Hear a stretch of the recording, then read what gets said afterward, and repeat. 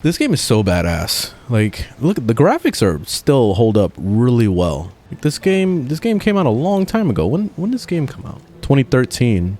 So that's it's pretty impressive.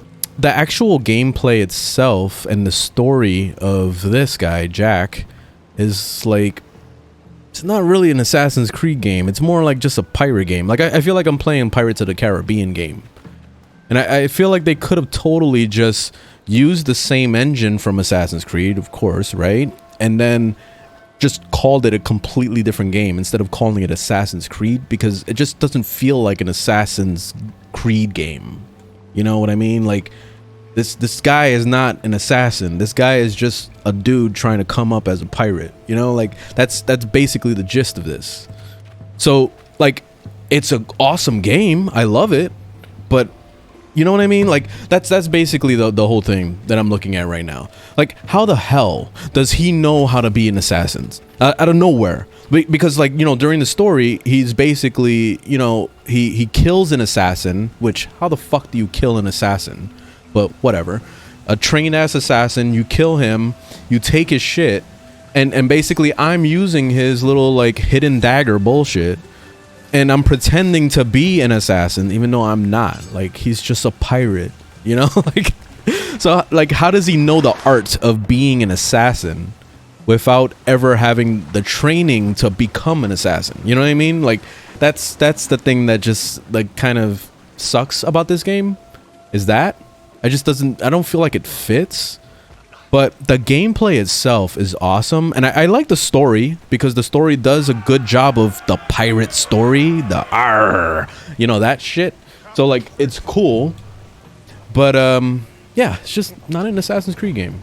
Some of the things that I really liked about this game that I just wanted to highlight is the raw scope of how big this world is. There's a lot of traveling that you can do on the ship. Also, get off the ship and go onto the islands and do some exploration, collecting stuff, Ubisoft style, which I know a lot of people are kind of burnt out on today. But back when this first came out, this was still a lot of fun. And it still kind of is a little fun if you want to sit there and just collect every single thing in the world. Another thing that was really cool was, like, the fortress raiding, where you have to destroy the fortress and then go in the fortress and actually kill the leader of the fortress to take it over. Like, that's such a cool concept. And that was something that I was really excited about going into that Blood and Bones game, whatever it's called. I think that's what it's called. But when they show trailers of the game, it doesn't show any way to get off the ship and actually fight hand to hand with people. So, like, that just ruins the entire experience right there. And I'm hoping that's the main reason why they delayed it till next year, but we'll see. I don't know. But this game really got my imagination flowing with that, and it really made me look forward to what could be the possibilities of a game like this coming out in today's day and age. Especially even looking at the little mini games that are in this. You could play like these checkers and all sorts of other little mini games against the AI. And I always used to think all the time, what if MMOs incorporated something like this, where you can play against other players' little board games and things?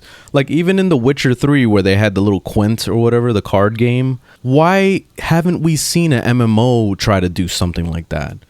And it would have been so cool if this game had some sort of multiplayer. I know that this is a really old game and that's just asking for too much.